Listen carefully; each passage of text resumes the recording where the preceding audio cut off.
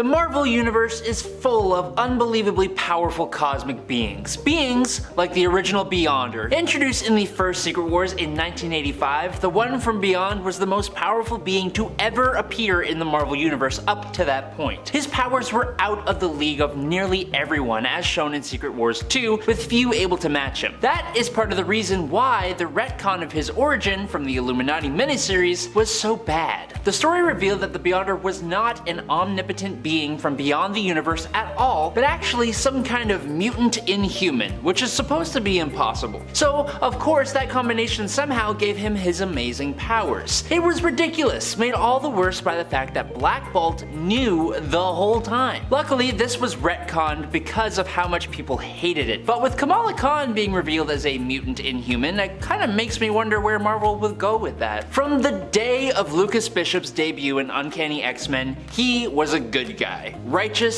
self-sacrificing, a literal man of the law from the future. Which is why, when we saw his sudden and drastic change to brutal villainy, most fans were left pretty flabbergasted, even if the explanation was clear and out in the open. We knew that Bishop came to the main 616 timeline to stop what was commonly referred to as the X-Traitor. At first, he thought it was Gambit. Then after Onslaught, he thought it was Xavier, but then, 10 years later, Bishop decided once and for all that it was actually the first baby born since M-Day, Hope Summers. The child would soon be adopted by Cable, and Bishop set out to send the sweet fresh mutant back to the Shadow Realm. Bishop nearly took the life of Professor X, and he slaughtered the entire population of a future version of Earth just to cut down on the places Cable and Hope could run and hide in. The Messiah story arc was honestly loved by so many people, but the heel turn in Bishop's personality was then explained away as being possessed by a demon bear. Next up, we are talking about the awful couple of Hawkeye and Mockingbird. This whole relationship honestly kinda seems like a cheap way of capitalizing on the Green Arrow and Black Canary coupling that DC had going on, but these two were nowhere near as compatible as their DC counterparts. The best example of that would be the whole thing surrounding a guy called Phantom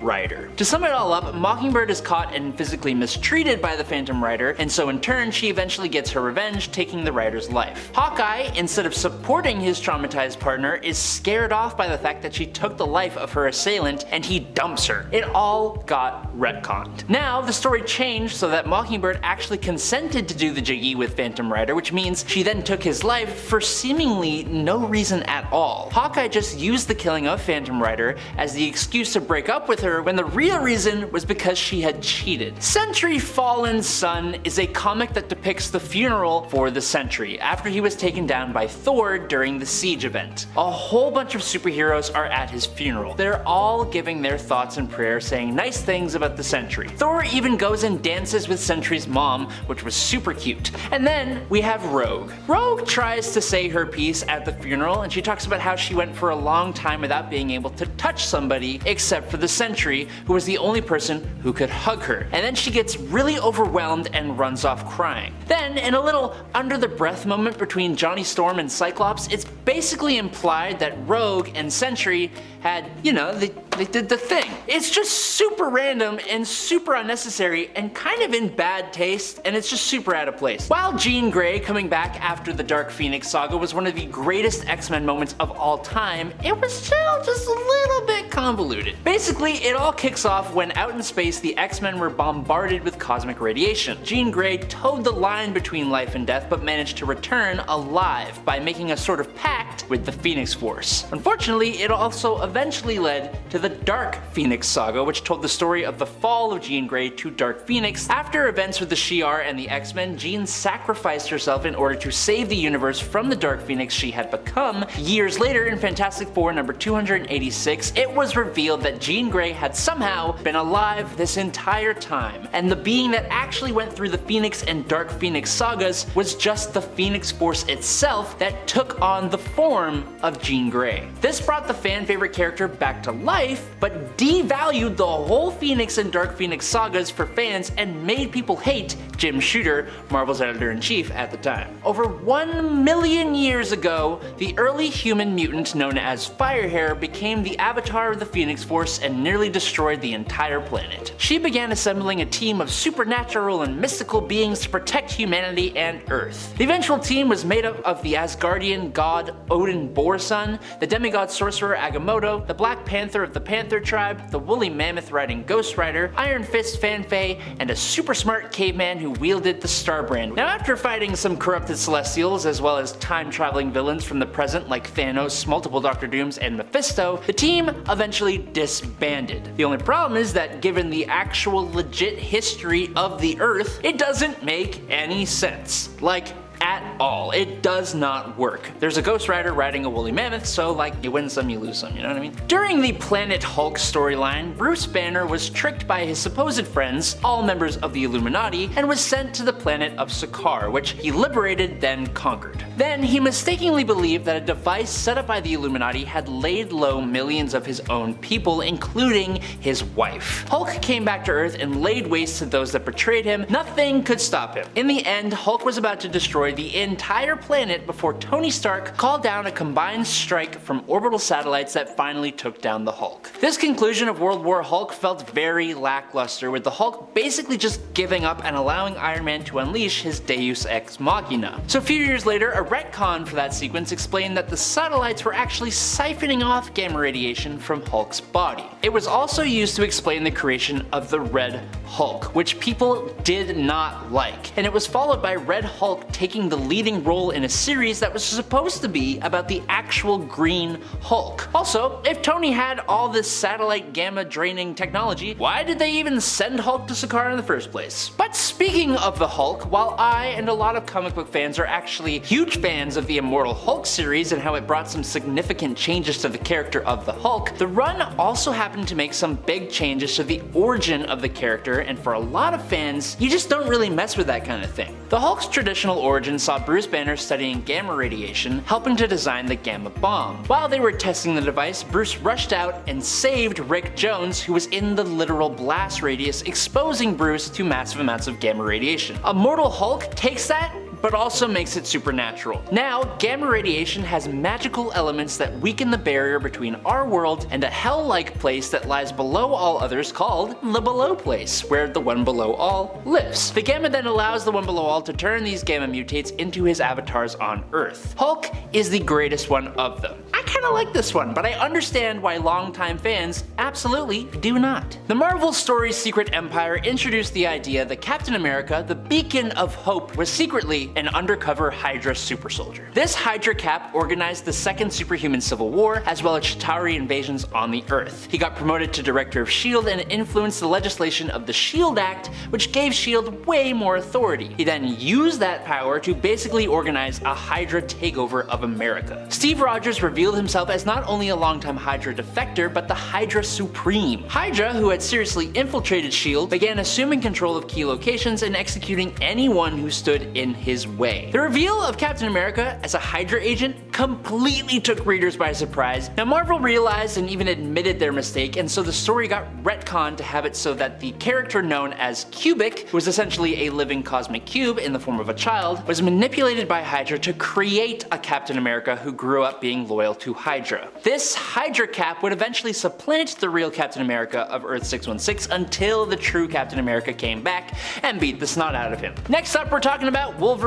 One of Wolverine's main abilities is his incredible healing factor. It was so incredibly powerful that Wolverine seemed to be able to just brush off death like it was the common cold, and so Marvel had to start doing some talking. When Marvel decided that time had come to finally wipe out Wolverine for real this time, they needed a new explanation for how he managed to cheat death in the past, and so in Mark Guggenheim and Howard Chaykin's 2008 Wolverine run, it was revealed that Wolverine actually had in fact passed away before, many times, but each time he did, he also fought Lazair, the literal angel of death, for the right to come back to life. Wolverine discovered that his soul had also been damaged, and so he made a deal with Lazair himself to fix his soul, which had the added side effect that he would stay dead. Then came the death of Wolverine's story, and can you guess what happened? He came back to life. It was 1 million. Introduced in Marvel Legacy #1 over 1 million years ago, the early human mutant known as Firehair became the avatar of the Phoenix Force and nearly destroyed the entire planet. Now realizing that that's bad, and that she wasn't the only one capable of that level of power, she began assembling a team of supernatural and mystical beings to protect humanity and Earth. The eventual team was made up of the Asgardian god Odin Bor's son, the demigod sorcerer Agamotto, the Black Panther of the Panther tribe,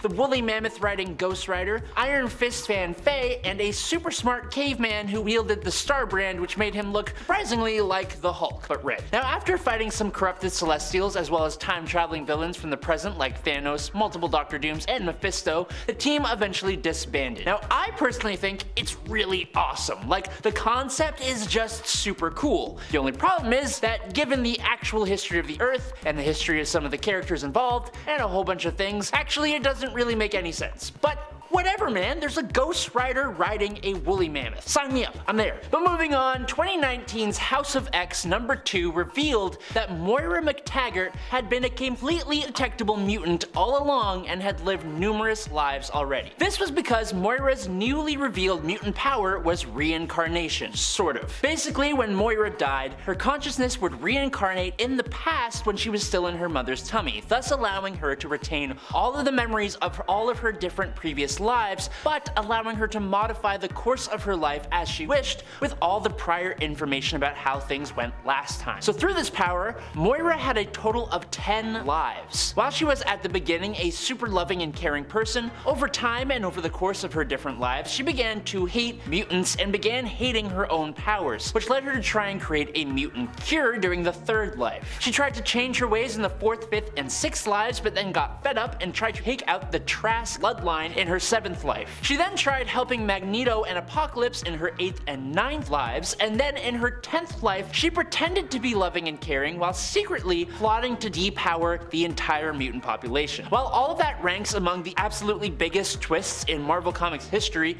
Moira's ultimate goal also completely shifted from saving and helping mutants to destroying them entirely after Mystique and Destiny stripped her of her mutant powers, and she came back for an 11th time as a cyborg allying herself with Orchis during the fall of X. Next up, Robert Reynolds, or as I like to call him, Bob, was granted the power of 1,000,000 exploding suns after consuming the Golden Sentry Serum, which was an offshoot of the original Super Soldier Serum, except like 100,000 times more powerful. He used his powers for the greater good of all and put together a costume to make his debut as the Sentry. He was the example of what a hero should be. He had connections to Iron Man, was active during the years just prior to Fantastic Four's emergence, he became a role model for Spider-Man as well as an ally to the X-Men and equal to Reed Richards and a friend to the Hulk. The Sentry battled alongside the Fantastic Four and defeated his greatest enemy, the General, with the help of the X-Men. Except we had actually never seen the Sentry in Marvel Comics till Sentry #1 in July of 2000. That's because of Sentry's darker half, the Void, one of the most evil and destructive forces in the universe. The existence of the Void drove Sentry to team up with Doctor Strange and Reed Richards to erase the memory of Sentry from themselves and even the entire world. So really, Sentry had been around since before any of our favorite heroes had ever debuted. It actually worked really well, which we can't say of all the retcons on this list. For example, next up we are talking about the awful couple of Hawkeye and Mockingbird. This whole relationship honestly sort of seems like a cheap way of capitalizing on the Green Arrow and Black Canary coupling that DC had going on. But these two were nowhere near as compatible as their DC counterparts. The best example of that would be the whole thing surrounding a guy called Phantom Rider. To sum it all up, Mockingbird is caught and physically mistreated by the Phantom Rider, and so in turn, she eventually gets her revenge, taking the Rider's life. Now Hawkeye, instead of supporting his traumatized partner, is scared off by the fact that she took the life of her assailant, and he dumps her. Now while that really makes no sense considering Hawkeye's colorful past and the fact that she took the life of someone who did something absolutely horrible to her, it all got retconned. Now the story changed so that Mockingbird actually consented to do the jiggy with Phantom Rider, which means she then took his life for seemingly no reason at all. On top of that though, instead of leaving it so that Hawkeye dumping her for taking a life for no reason makes a bit more sense, Hawkeye now just used the passing of Phantom Rider as the excuse to break up with her when the real reason was because she had actually cheated. Now look, they didn't talk about this next point in part 1, and this story will forever haunt my psyche. So next up is the Spider-Man story, Sin's Past. This story contains within its strange pages the revelation that Gwen Stacy, former lover and a teenager, was having an ongoing affair with Norman Osborn, the Green Goblin, a very, very creepy full-grown man, old enough to be her father. Not only was she having the affair, it even resulted with Gwen secretly giving birth to twins. Twins that Gwen threatened to keep from Norman, which became the new reason that Green Goblin tried to take her out. Twins that were half Green Goblin and grew up at a faster rate, and twins that became a pair of assassins and came to New York to attack Spider-Man. I do not recommend reading this story at all, because all you will be able to see when you close your eyes at night, going forward, is the incredibly creepy image of Norman and his Green Goblin face as he's laying on top of Gwen Stacy. But on to brighter and better things. Jean Grey's death in the Dark Phoenix saga remains among the most shocking passings in Marvel Comics history. Her sacrifice remains an unforgettable moment for many fans, despite the fact that Fantastic Four number 286 retconned it out of existence. Issue 286 established that instead of the Phoenix Force becoming one with Jean Grey and influencing her decisions throughout the Phoenix and Dark Phoenix sagas, it turns out that the Jean Grey we saw wasn't Jean Grey at all, but was instead the Phoenix Force itself impersonating Jean Grey. The Jean Grey we all knew and loved was actually in stasis, in a cocoon, by the Phoenix Force at the bottom of Jamaica Bay, which is where her space shuttle crashed Uncanny X-Men number 101, and where she was reborn into the Phoenix originally. This brought the fan favorite character back to life, but devalued a large amount of the significance of the whole Phoenix and Dark Phoenix sagas for fans, and it made people start to hate Jim Shooter, Marvel's editor-in-chief at the time. Next up is Hydra Cap. The Marvel story Secret Empire introduced the idea that Captain America, the beacon of hope and the one who always did the right thing, was secretly this whole time undercover Hydra super soldier. This Hydra Cap organized the second superhuman civil war as well as a Chitauri invasion on the Earth. He got promoted to director of S.H.I.E.L.D. and influenced the legislation of the S.H.I.E.L.D. Act, which gave S.H.I.E.L.D. way more authority. He then used that new power to basically organize a Hydra takeover of America itself. Steve Rogers revealed himself as not only a long-time Hydra defector, but the Hydra Supreme. He allied himself with a new Madam Hydra, took advantage of a global catastrophe to seize control over the world's governments, and helped Hydra make its move. Hydra, who had seriously infiltrated S.H.I.E.L.D. at the time, began assuming control of key locations and executing anyone who stood in their way. The reveal of Captain America as a longtime Hydra agent completely took readers by surprise and even a bit of anger. Marvel realized and even admitted to their mistake, and so the story got retconned to have it so that the character known as Cubic, who was essentially a living cosmic cube in the form of a child, was manipulated by Hydra to create a Captain America who grew up being loyal to Hydra. This Hydra Cap would eventually supplant the real Captain America of Earth 616 till the true Captain America came back and beat the snot out of him. Hydra Cap then became an actually really good villain, and Marvel has actually found a way to use the Hydra Cap again, with him recently returning under the guise of Captain Krakoa in the Fall of X storyline. But speaking of mutants, in Giant Size X-Men number 1, Charles Xavier puts together a brand new team thanks to the fact that his original X group was being held captive by the living island Krakoa. However, we later learn that this new team wasn't the only one, because Professor X already sent another new squad of X-Men to save his original team, and they were all horribly killed. X-Men Deadly Genesis revealed that Professor X had put together a backup team of X-Men made up of Sway, Darwin, Petra, and the newly revealed and teased at third Summers brother, Vulcan. This new team all seemed to perish at the hands of Krakoa, and rather than admit to his poor decision making that got a bunch of mutants AIA and taking responsibility for it all, Charles Xavier instead just erased the minds of everyone who knew about this team, including wiping the entire memory of Vulcan from his older brother Cyclops' memory. Xavier then put together a new X-Men team that debuted in 1974's Giant Size X-Men number 1. As it was, this whole thing came back to bite Xavier in the butt big way when it turned out that Vulcan hadn't actually passed away at all. Now, sticking with the X-Men and mutants, the Mutant Massacre storyline was one of the biggest X-Men storylines of the 80s. This crossover involved evil marauders slaughtering hundreds of sewer-dwelling mutants known as Morlocks before finally being defeated by the X-Men. It's not really a complicated story, but Marvel added new layers to Mutant Massacre by retroactively inserting several characters into the story who hadn't been conceived of by Marvel creators at the time the story came out. Basically, readers would learn that the Mutant Massacre was orchestrated by Mr. Sinister because because many of the Morlocks were created by his rival,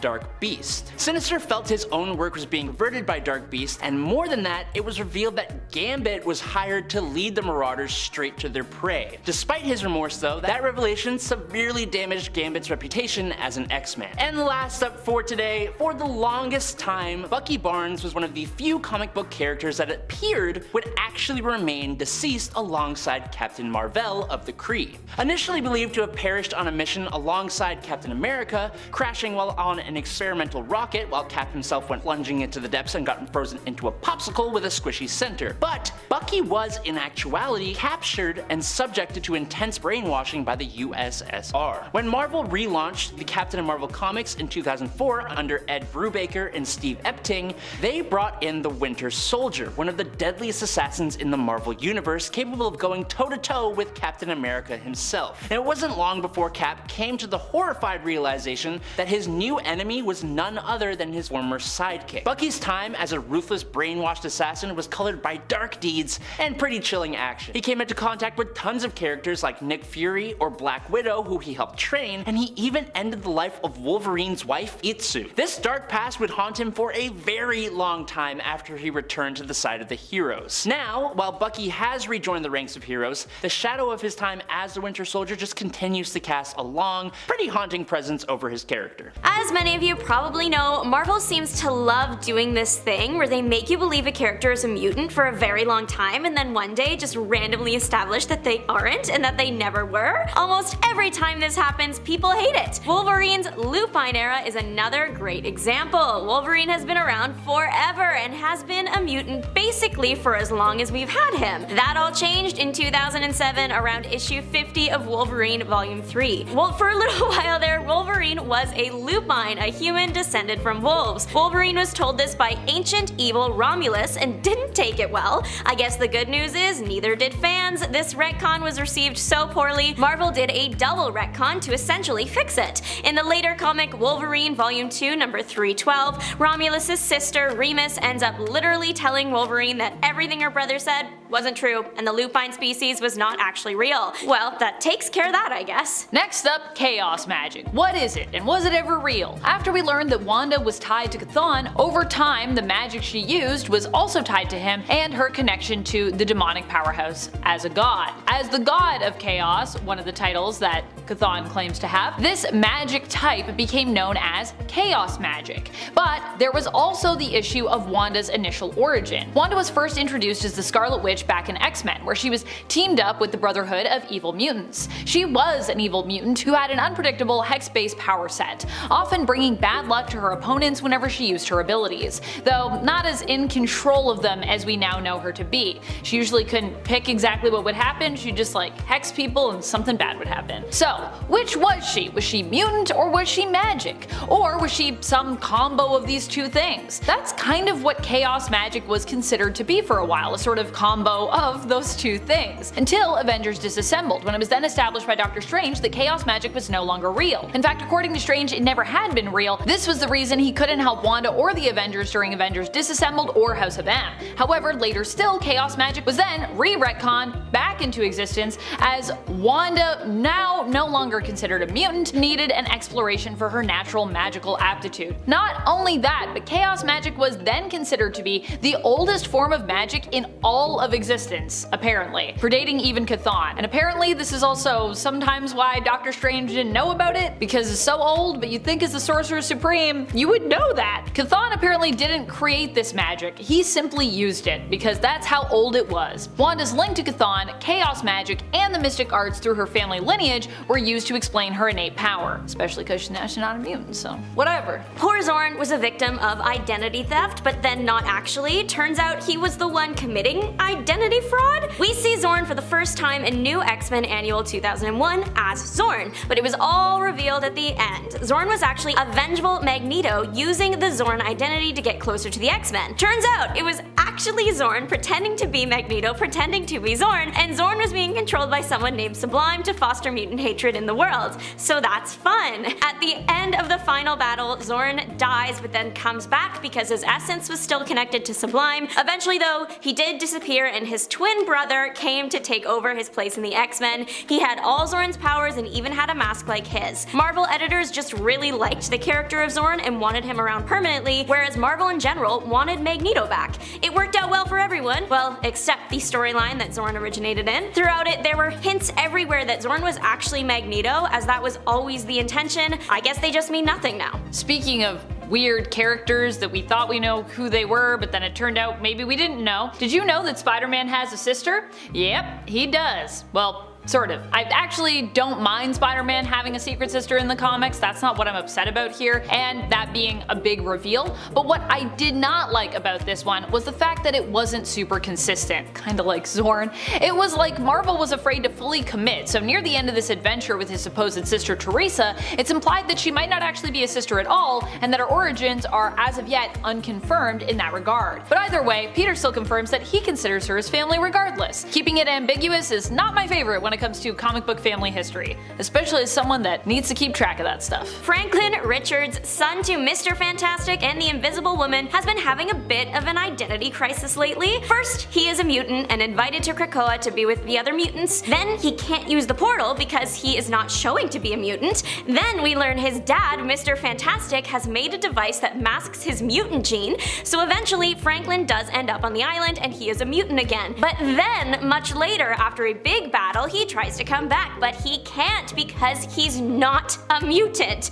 It's hard enough to keep up with as a reader. Imagine that being your teenage years. Franklin is, or was, considered one of the strongest mutants ever, but if he uses his powers too much, it gets drained. Well, he did that, and his dad was trying to figure out what was wrong. When the X-Men extended Franklin's invite to the island, the Fantastics weren't thrilled, and they thought Franklin was too young to be leaving his family. There's a big fight in Washington Square between the Fantastic Four and X-Men over this kid, and it ends up being for nothing because he's not actually a mutant after all. Apparently, Franklin's powers were so strong that he unknowingly used them to make himself appear as a mutant, but when his powers are drained, he can't do that anymore, revealing his true nature. All that family and coworker drama and heartache for nothing. This has to be one of the weirdest retcons here. There are a lot of weird ones in relation to House of M that happen in retrospect and which would have changed the perspective entirely of this event, but this one really gives almost all of them a run for their money. Well, it's a tie between this one and one other one on our list, but I'm gonna talk about that one later. This one went down in Children's Crusade, where Billy finds his spiritual mother Wanda in Latveria, where Scarlet Witch claims that she is head over heels in love with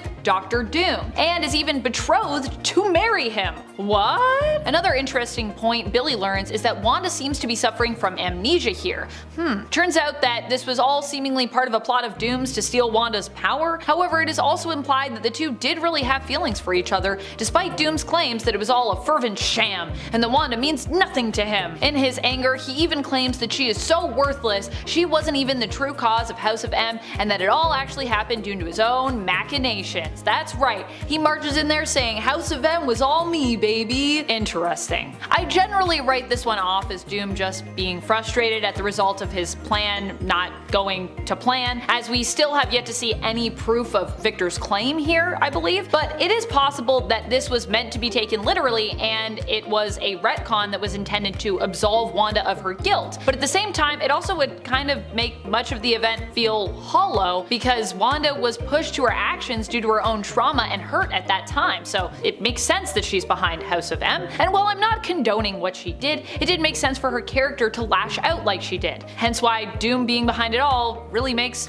no sense. No matter which universe you look at, Iron Man is suffering. That's just the way of the worlds. In 2012's Iron Man 17, Tony gets some pretty serious news. Turns out he was adopted, and he already has enough daddy issues, but the revelation that has caused him to reevaluate his bond with his father, it didn't go over well. Maybe Howard wasn't the best dad to Tony because he secretly resented him for not being his biological son. The Starks' biological son was Arno, and he wasn't doing so well, so the Starks turned to Alien 450 451. The alien helped get Arno to term, but modified him in the process to wield the universe's most powerful suit of armor. That sounds familiar. The baby was born, but Howard had done some modifying of his own that made the baby's health decline. Who knows what would happen if 451 found out what Howard did, so the Starks needed a cover. Enter Tony. This is so sad. Tony was literally being adopted in a family not to be loved, but to be a decoy that is forced to live up to unattainable standards for his entire life. Eventually, Tony met 451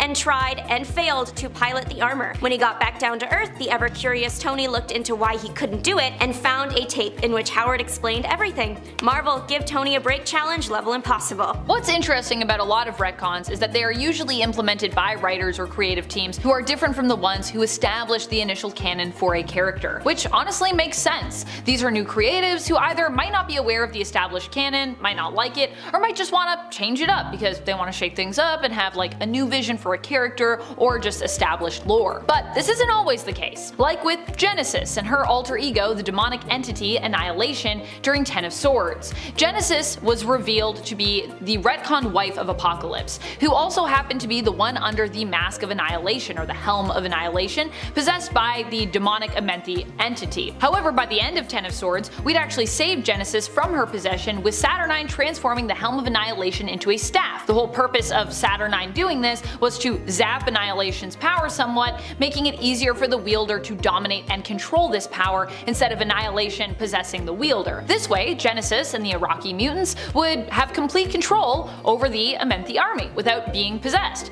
But apparently, this was not actually what happened. In X-Men Red, issue number 12, Genesis is once more under the influence of Annihilation. Again, even though we just did this a few years ago, who while unable to possess her, is considered to be more of a corrupting force now than ever before, apparently, in staff form. What's worse is this time Apocalypse also wasn't able to stop Genesis by defeating her in one-on-one combat, so Genesis seeks to conquer and invade Arakko. And Apocalypse, while warning and preparing Arakko, says that he's actually got to take a back seat for this one because he already lost in one-on-one combat, so therefore he can't fight again. Apparently that's a thing he does now. We are back with my favorite, Tony Stark. It's time for his villain era, literally. Turns out for a while there in the 90s, Tony was under the control of Kang the Conqueror. This all comes to light in Avengers The Crossing. We don't actually know how long Tony has been under someone's control, but he's been deteriorating the lives of the Avengers for a while, causing financial instability and even going so far as offing people close to his teammates. It's definitely not a look we want to see for the Avenger. When he gets discovered by the other Avengers, there is of course a battle, but Iron Man is hard to beat.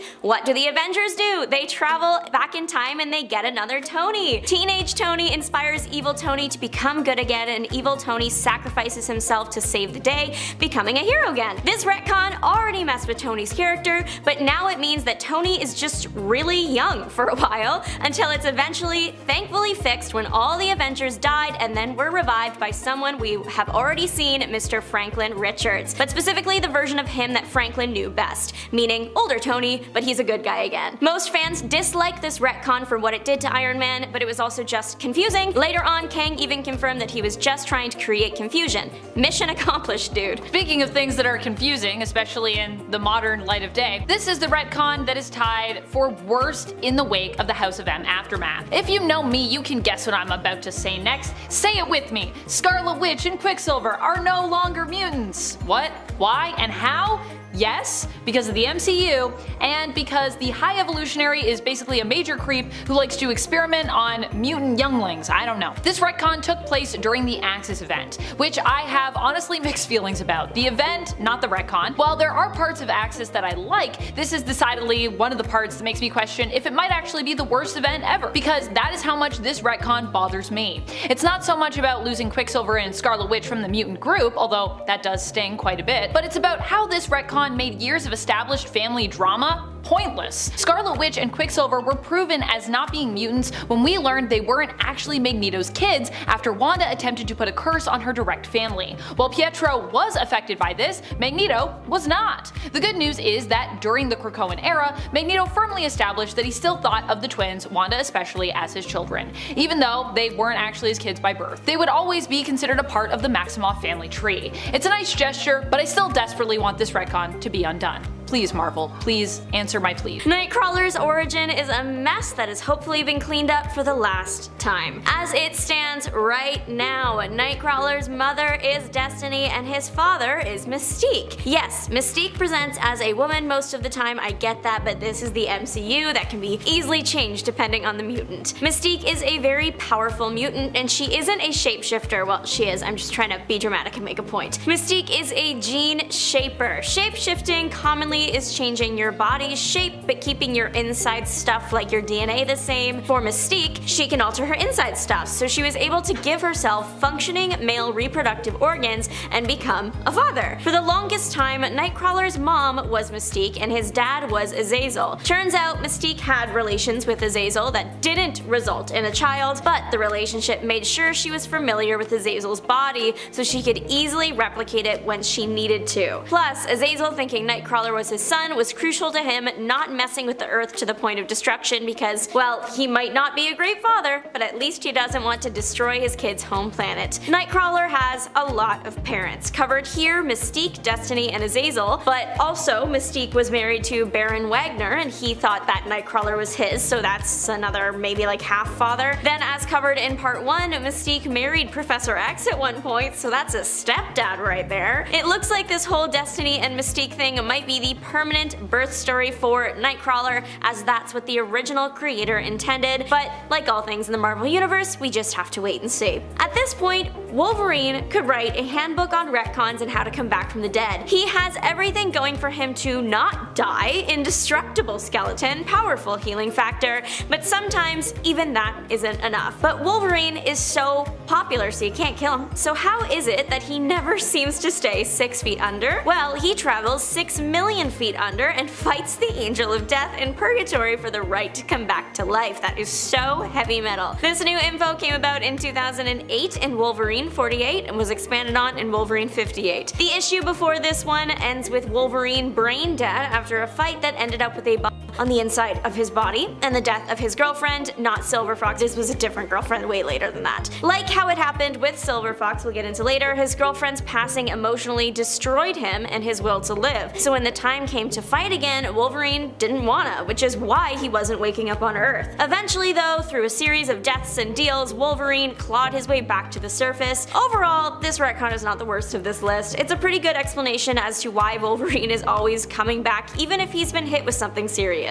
Surprise! The Phoenix Force is Thor's mom. That's right, the one that X-Men Jean Grey is connected to. That has now been sort of retconned and Thor is once again son of Gaia, or Gaia, depends on the person how you want to say it. Though we know that Mother Earth is Thor's biological mom now, there was a moment when we were meant to believe it was the Phoenix Force. The Force claimed Thor as her own and that left everyone shocked, surprised, flabbergasted. At the time, it was like, why did we need that? Now it's kinda like, there are worse things. So the bold statement of Thor, I am your mother, was taken back, but when Thor was a baby, just after Mother Earth had given birth to him, Thor was attacked by a frost giant sword and it literally froze baby Thor. So friend to Mother Earth, the Phoenix Force breathed fire into the child, the fire of life, and now he's okay and has some Phoenix power in him. And he kind of has 3 moms now: Mother Earth, the Phoenix Force, and Freya. Wolverine cannot know peace or anything that has happened in his past. Even we the readers don't know what's real or what's retconnable. Take Wolverine's ex, Silver Fox, now we're getting to her. Like most people close to Wolverine, she passed away in a brutal manner and it was very sad and very hard on Wolverine. She met an untimely end at the hands of Sabretooth, Wolverine's arch nemesis. This death was actually one of the main reasons the pair hated each other so much. So Silver Fox's death was a very big deal until she was retcon revived, not even just as herself, but as a Hydra agent. That's an emotional hit. We learned Wolverine's tragic memories of her death were fake. There was even a fake cabin he was shown to prove it, but then we got the rug pulled again, and this whole thing was retconned again in House of M. Wolverine regains the memory of Silver Fox and Sabretooth. It's real this time. For how long though?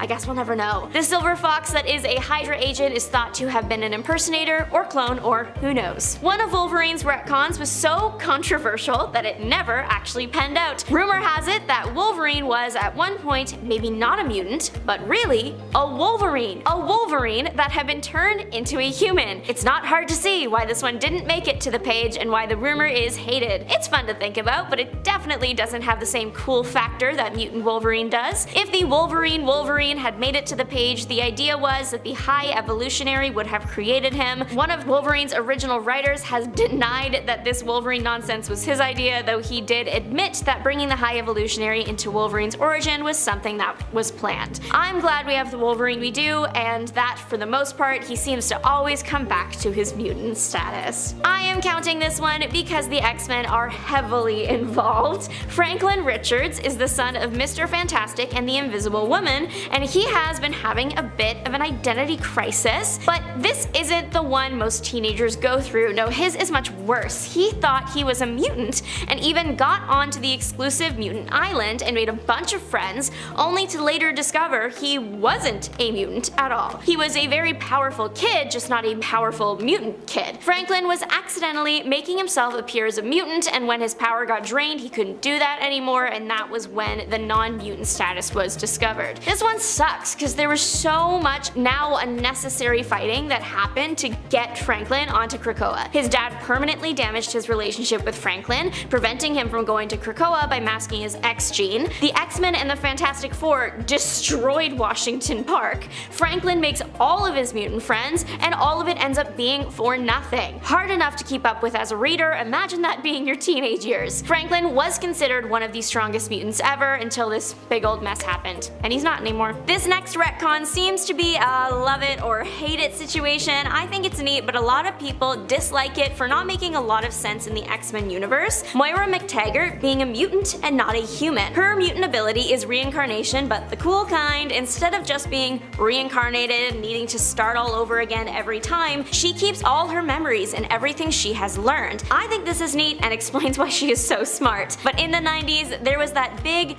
virus thing, the legacy virus, and Moira was the first human to get it. That was a big deal. Before her, only mutants were affected by the virus. She developed a mutated strain when she got sick. This is important because before, humans were not chill with mutants, but they weren't overly hostile either. Once they learned they could catch the legacy virus, humans got a bit unhinged. Chaos ensued, there was anti-mutant riots, it wasn't cute. That would cause a lot of guilt if she were a human that caused this, but how much guilt is she feeling since now she is a mutant that lied and caused all this just to save herself from being found out? Plus, she gave a sample of the mutated virus. She literally provided a sample, and that sample was studied by great academic minds in detail, and no one clocked that they were looking at mutant DNA. Personally, I'm not a science person in our world, so I am hanging on by a thread when it comes to the MCU, but I feel like that is something that they would have or should have checked in their extensive research. Every once in a while, Marvel does this thing where they take a character that has been a mutant since creation and they suddenly take the mutant status away for whatever reason. Then they're like, how do you feel about that? And we all say we hate it, and 50% of the time it gets fixed. Thankfully, they fixed Wolverine's lupine era. Wolverine had been a mutant basically for as long as we've had him. That all changed in 2007 around issue 50 of Wolverine Volume 3. All of a sudden, Wolverine was not a mutant, he was a lupine, a human descended from wolves. Wolverine was told this by ancient evil Romulus and didn't take it well. Good news is, neither did Wolverine fans. The retcon was received so poorly, Marvel did a double retcon to fix it. In the later comic Wolverine Volume 2 number 312, Romulus' sister Remus ended up literally telling Wolverine that everything her brother said wasn't true and the lupine species was not actually real. There we go. He is out of his lupine era, dead and gone and buried. Okay, listen. This retcon is not the case anymore, but it did happen. At one point, Magneto was actually not Jewish. When he was being investigated by Sabra and everything was found out that the name Eric L was fake, there were hints that Magneto was not Jewish and instead he and his wife were Romani. This didn't go over well with fans as we were all kind of used to Magneto being Jewish, and pretty soon it was permanently cemented that Magneto was Jewish when he got his actual fleshed out backstory. So now he is definitely definitely Jewish, can't see that changing, but that wasn't always the case in the 90s. Wanda and Pietro are still rocking the boat all these years later, and it is one of the X-Men's most hated retcons ever. Wanda and Pietro are not Magneto's twins. Magneto, you are not the father. This retcon is hated for a variety of reasons, like how the overall story is now messed up, but also many think it had a real-world reason for happening. Scarlet Witch and Quicksilver made their MCU debut and were going to become major players. Unfortunately, they were already tied to a separate studio. The battle between studios is what many think is the reason Marvel cut the tie between Magneto and the twins so they could be used in the films without ties to the not yet owned X-Men. People like their favorite characters to have a story that makes sense, with decisions made for them that fit in with the rest of the story, not because of a legal battle in the real world. One thing I really want to know because of all of this is if Wanda and Pietro are not Magneto's twins, then who are? We know the babies were born, they were delivered by an evolved cow, that's not something one forgets. Wanda and Pietro found out they weren't related to Magneto almost a decade ago. What happened to Magneto's biological twins? I literally can't find anything on it. Please someone let me know the answer. If you have it, comment down below. It's just a little weird that Marvel hasn't explored that since it's been almost a decade since Wanda and Pietro discovered their father wasn't their father. Maybe they're leaving it open so that they can bring them back in once the X-Men make it to the MCU.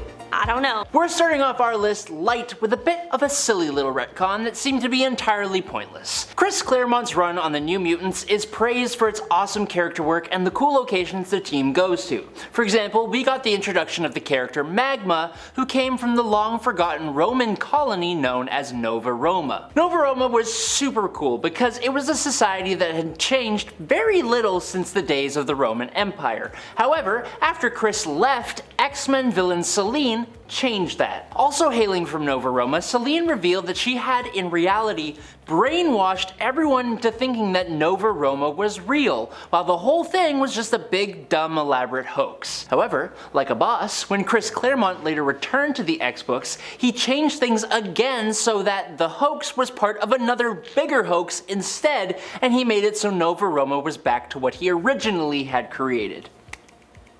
Now, I kind of like this next retcon, but there is no denying it does Professor X pretty dirty. Yeah, we are talking about Deadly Genesis. Professor X assembled the all-new, all-different X-Men after the Krakoan attack on the original X-Men. Cyclops was the key survivor of that attack, and he escaped, found Xavier, and requested additional aid. From there, Xavier recruited Storm, Colossus, Nightcrawler, etc. as his all-new X-Men.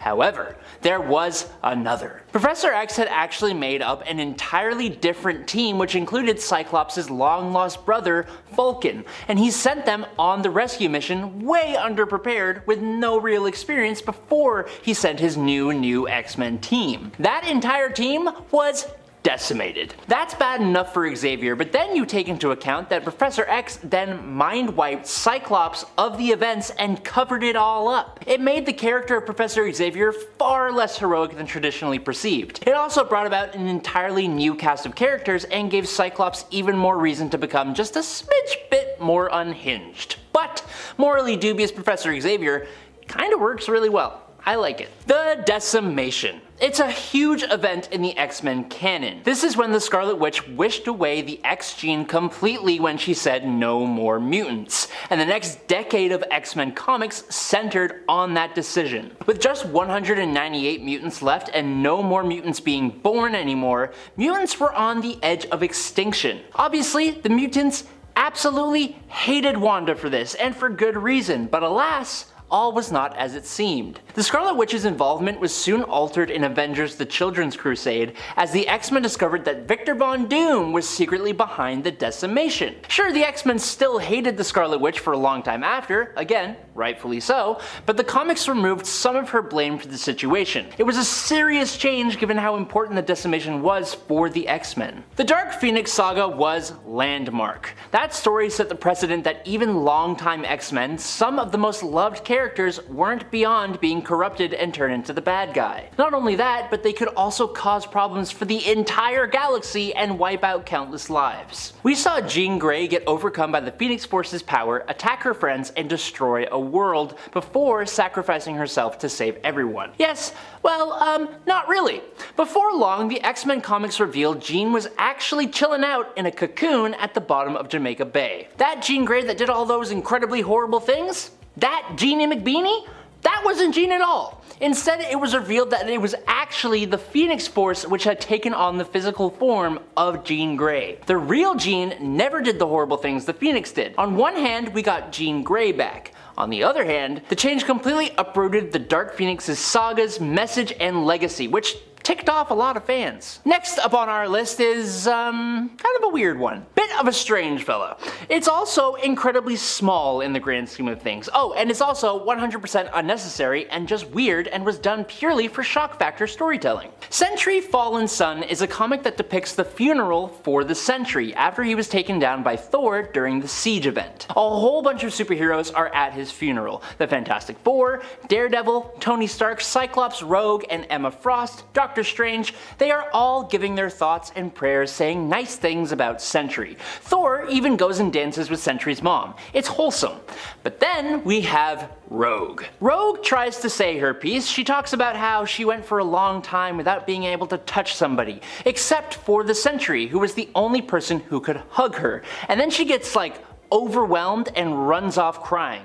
And then, in a little under the breath moment between Johnny Storm and Cyclops, it's basically implied that Rogue and Sentry had, they did the thing. It's just so random and so unnecessary and really out of place. Speaking of random, unnecessary, out of place, and romance, following the untimely passing of Professor Charles Xavier at the hands of his own golden boy Cyclops, who was possessed by the Phoenix Force during the Avengers vs. X-Men event, Xavier's last will and testament are read out by Jennifer Walters' She-Hulk to a room full of mourning listeners. In Uncanny X-Men number 24, fittingly titled The Last Will and Testament of Charles Xavier, Jen reveals to the room of At Odds X-Men that at some point in Xavier's past, he not just loved, but actually married Raven Darkholme, better known as Mystique. As you can imagine, almost every single person in that room was shocked and confused.